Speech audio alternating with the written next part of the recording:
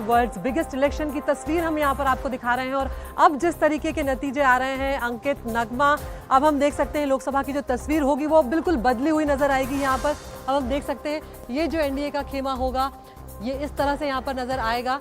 चूंकि अब बीजेपी अपने दम पर जो है 272 का आंकड़ा नहीं ला पाई है, बहुमत का आंकड़ा नहीं ला पाई है, तो बीजेपी के लिए अब सरकार बनाना बिना सहयोगियों के आसान नहीं होगा। और कहीं ना कहीं शायद ये बात भांप ली गई थी उसके बाद ही, जिस तरह से हम देख रहे थे एक के बाद एक अलायंस जो है वो चुनाव से पहले होते हुए नजर आ रहे थे। और ये जो खेमा रहेगा ये इंडिया गठबंधन का रहेगा। अगर आंकड़ों पर हम इस वक्त नजर डालें तो 230 जो है वो इंडिया गठबंधन के खेमे में नजर आ रही है, 295 जो है वो एनडीए जो है उस खेमे में नजर आ रही है। तो यहाँ पर एक बड़ी बढ़त जो है वो इंडिया गठबंधन ने हासिल की है। हालांकि एनडीए यहाँ पर मेजॉरिटी में आ चुका है, सरकार बनाता हुआ नजर आ रहा है और इसके लिए कवायद भी शुरू हो गई है। कुछ लोग भी यहाँ पर हमारे साथ हैं, हमारे दर्शक में यहाँ पर बैठे हुए। अंकित, नगमा, मैं एक बार इनके पास जाती हूँ, इनके सवाल जो है वो भी ले लेती हूँ कि क्या इनके जहन में है। हमारे गेस्ट से क्या कुछ पूछना चाहते हैं आप नतीजों के लिए?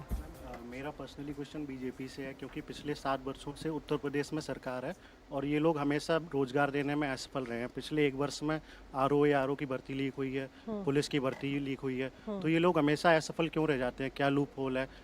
इसी तरीके से जैसे इंक्रीज ऑफ नंबर है तो वो डिक्रीज में चले जा रहे हैं। कहाँ 400 था, कहाँ पे 250 आ गया।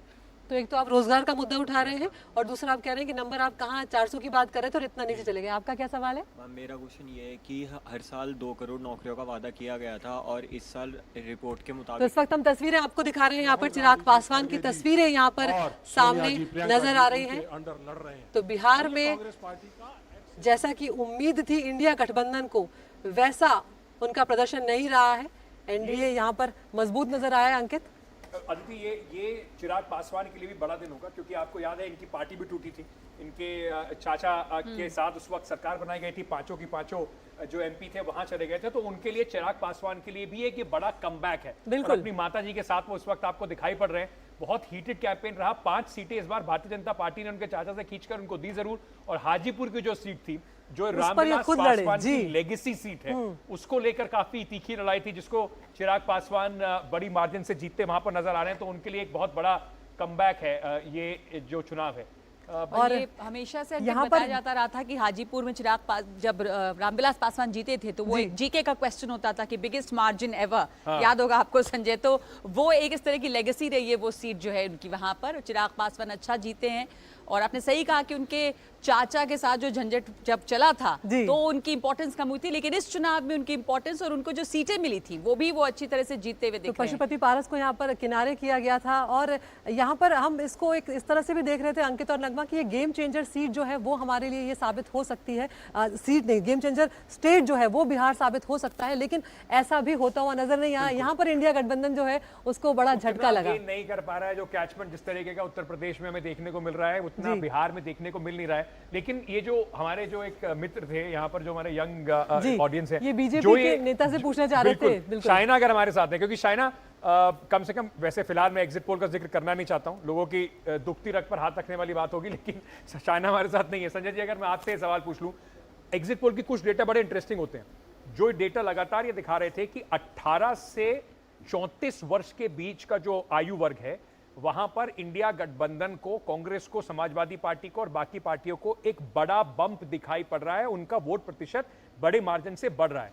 क्या ये जो मुद्दा था बेरोजगारी का, पेपर लीक का, बड़ा लोकलाइज हो गया और शायद उसी का असर उत्तर प्रदेश जैसे चुनाव में हमें देखने को मिल रहा है? पेपर लीक डेफिनेटली एक इशू है। देखिए, बेरोजगारी वाले पे अलग अलग तरह की वो बातें हैं, तो खैर बेरोजगारी का कितना प्रभाव है, लेकिन जब आप मेहनत करते हैं, बहुत सारे लोग जानते हैं कि मैंने कितना मेहनत किया और मैं किस तरह के रोजगार में जा सकता हूँ। कुछ और भी उसके फैक्टर्स हैं, लेकिन पेपर लीक डेफिनेटली जितने लोग एग्ज़ाम देते हैं उसके साथ उसके पूरे फैमिली को इम्पैक्ट करता है, आपके साथ पूरी फैमिली को इम्पैक्ट करता है, तो वो एक इशू हो सकता है। बाकी चीजें मतलब चूंकि उनके एग्जिट पोल वाले के जो परसेंटेज, जो नैरेटिव था, लगातार बेरोजगारी की बात कर रहे थे, पेपर लीक का मुद्दा उठा रहे थे, वो अगर हम उन्हीं आंकड़ों को थोड़ा डिटेल इसकी स्टडी और करनी पड़ेगी, उसमें एक बढ़ता दिखाई पड़ रहा है। इससे पहले ऐसा नहीं था। यूथ का बीजेपी की तरफ रुझान ज्यादा दिखाई पड़ रहा था, कुछ राज्यों में अब दिखाई पड़ रहा है कि इंडिया गठबंधन को भी उसका वोट अच्छा खासा मिल रहा है। ऐसा कुछ यहाँ नजर आया है क्या क्लियर कट देखिए, कि अभी तक कहना- यंग वोटर्स शिफ्ट हुए हैं क्या अभी इंडिया तक गठबंधन कहना की तरफ? थोड़ा मुश्किल ये होगा, क्योंकि उसके बाद मान लीजिए CSDS जैसी संस्था पोस्ट पोल एक पोल करती है, एग्जिट पोल के चूंकि बाकी नंबर्स धराशायी हो गए हैं तो इसलिए उस पर कहना थोड़ा मुश्किल होगा।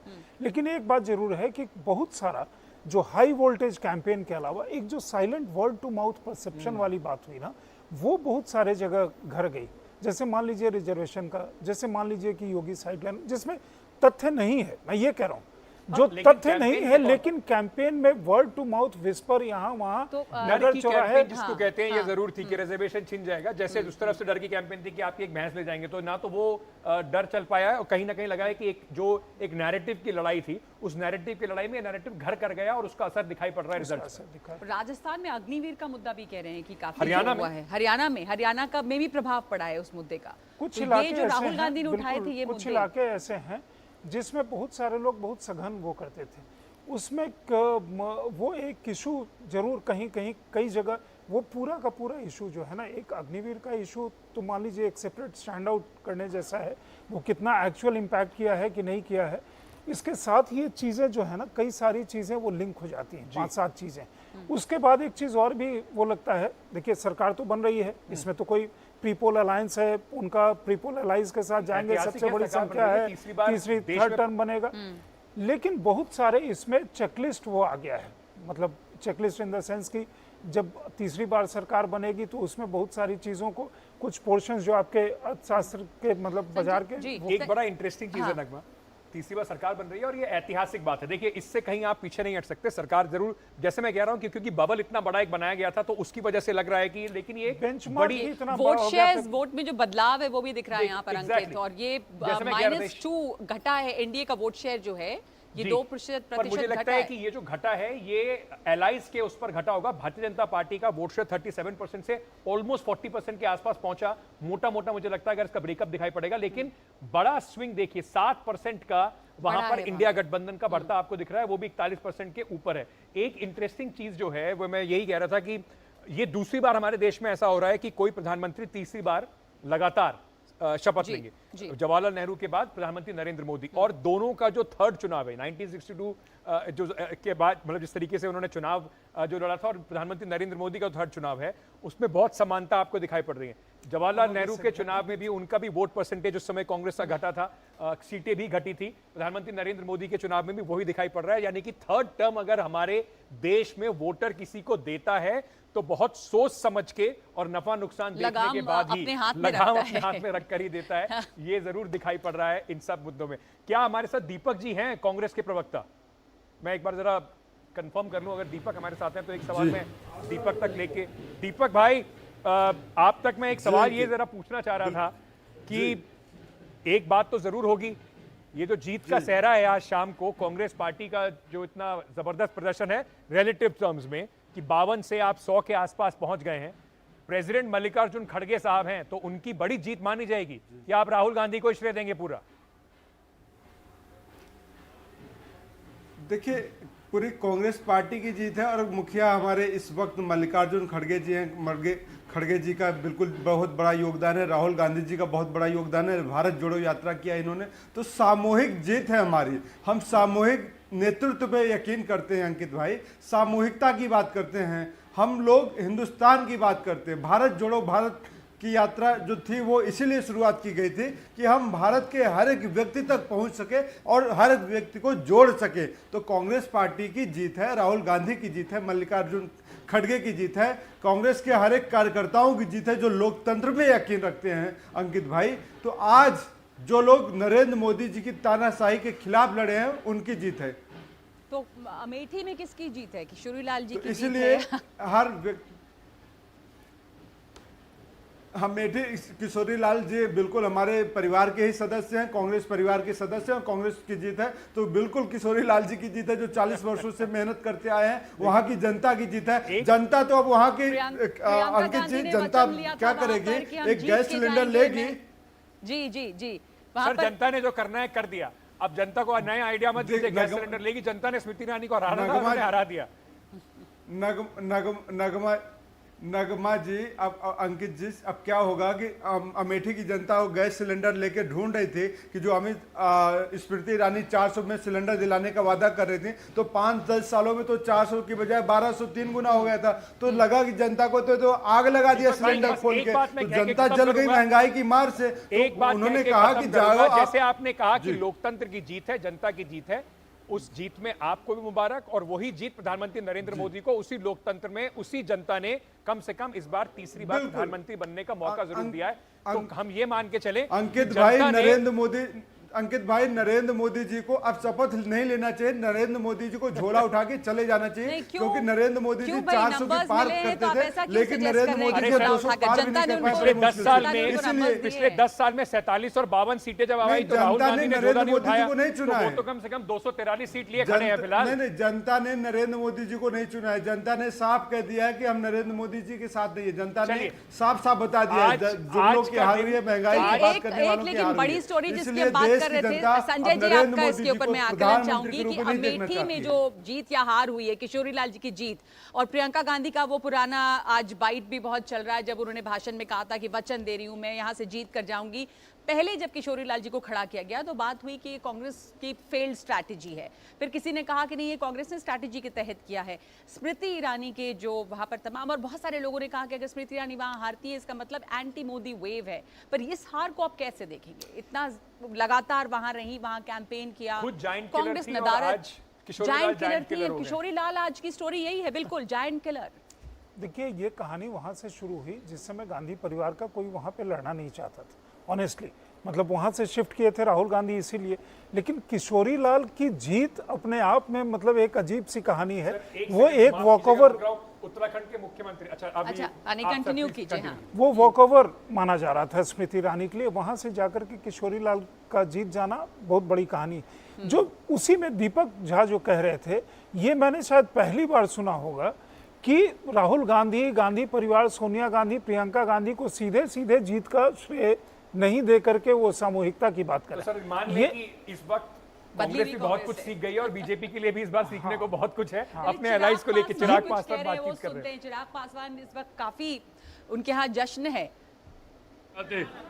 हमारे जमुई से हमारे सांसद अरुण भारती जी को बधाई देता हूं, खगड़िया से राजेश वर्मा जी को, शांभवी चौधरी को समस्तीपुर से, और वीणा देवी जी को वैशाली से।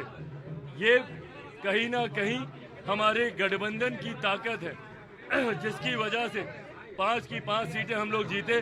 प्रधानमंत्री जी का कुशल नेतृत्व, मेरे मुख्यमंत्री नीतीश कुमार जी का गठबंधन को मजबूती देना, और हमारे तमाम घटक दल, आदरणीय जीतन राम मांझी जी, आदरणीय उपेंद्र कुशवाहा जी का जिस मजबूती के साथ गठबंधन ने एकजुटता के साथ प्रचार किया है, ये उसी का परिणाम है।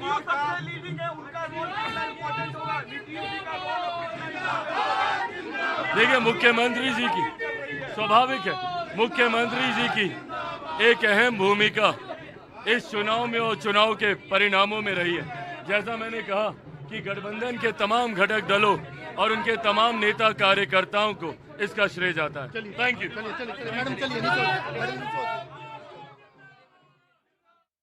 पासवान यहाँ पर उनके जो सीटें वो जीत रहे हैं, और इस वक्त चिराग पासवान के यहाँ काफ़ी आपने देखा कि एक तरह से एक खुशी का माहौल है वहाँ पर। इस समय चिराग पासवान भी एक बड़े नेता बनकर उभरे हैं। अब आपको दिखा रहे हैं चंद्रबाबू नायडू के यहाँ की तस्वीरें और उनके घर के अंदर की ये तस्वीरें, और इस वक्त चंद्रबाबू नायडू जो हैं वो भी एक बहुत ही महत्वपूर्ण फिगर बन के उभरे हैं। कुछ ही देर पहले खबर आई थी कि प्रधानमंत्री ने भी चंद्रबाबू नायडू से बातचीत की है। हमारी सहयोगी उमा सुधीर ने भी बताया कि कुछ महीने पहले जहां जिन लोगों को लग रहा था कि चंद्रबाबू नायडू का जो 50 सालों का राजनीतिक सफर है वो खत्म हो रहा है, लेकिन अब जिस तरह से वो उभरे हैं वो एक किंग मेकर की भूमिका में अब नजर आ रहे हैं। बल्कि बार बार ये बात हो रही है कि एक चंद्रबाबू नायडू और दूसरी तरफ नीतीश कुमार ये जो है किंग मेकर की भूमिका में है। एनडीए इस समय 293 पर है और इंडिया गठबंधन जो है वो 232 पर है।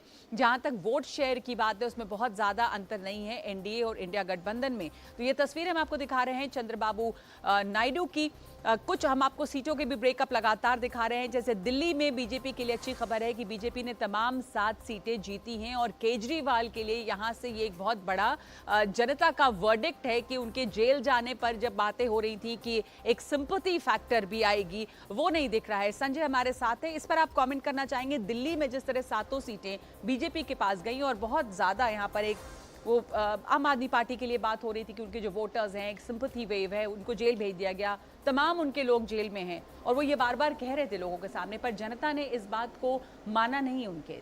क्या कहता है ये चुनाव के नतीजे केजरीवाल के लिए काफ़ी बड़ा सेटबैक है। इन द सेंस केजरीवाल पूरे आप जो अलायंस, इंडिया अलायंस का प्रकरण देखिए, शुरू से केजरीवाल ने अपनी भूमिका वहाँ रह करके भी कई बार आउटलायर की तरफ वहाँ पे स्टैंड कर रहे थे, कई तरह की तकरार, फिर वो चीज़ें और फिर समझौते। और यहाँ आकर के जिस समय मतलब केजरीवाल को सुप्रीम कोर्ट ने यहाँ पे छोड़ा भी, कोई सिंपैथी फैक्टर उनको नहीं मिला और लोगों ने शायद उस चीज़ को डिफरेंट पैमाने पे जज किया। पंजाब में जहां अदरवाइज समझा जा रहा था कि आम आदमी पार्टी बहुत अच्छा करेगी, वहां भी आम आदमी पार्टी ने वैसा नहीं किया, क्योंकि आप देखिए 2014 में पंजाब में स्वयं ही मतलब 4 सीटें मिल गई थी जहां केजरीवाल गए भी नहीं थे। तो ये केजरीवाल के लिए बड़ा सेटबैक है। दिल्ली ऑफ कोर्स बीजेपी ने अपना गढ़ को मजबूत रखा है। दिल्ली के बारे में भी ये बेलवेदर स्टेट भी कहा जाता है जी। तो उस तरह से भी देखिए तो मतलब बीजेपी की सरकार या एनडीए की सरकार बेलवेदर स्टेट यानी वो स्टेट जहां पर जीत होती है तो सरकार भी उसी की बनती है जो ये राज्य जीतते हैं। ये हम आपको दिखा रहे हैं पवन कल्याण की तस्वीरें। यहाँ पे तमाम तरह की अब चुनावी रंग की तस्वीरें जो है वो सामने आ रही हैं, जश्न की तस्वीरें सामने आ रही है। चंद्रबाबू नायडू को हमने आपको तस्वीर दिखाई थी कुछ देर पहले।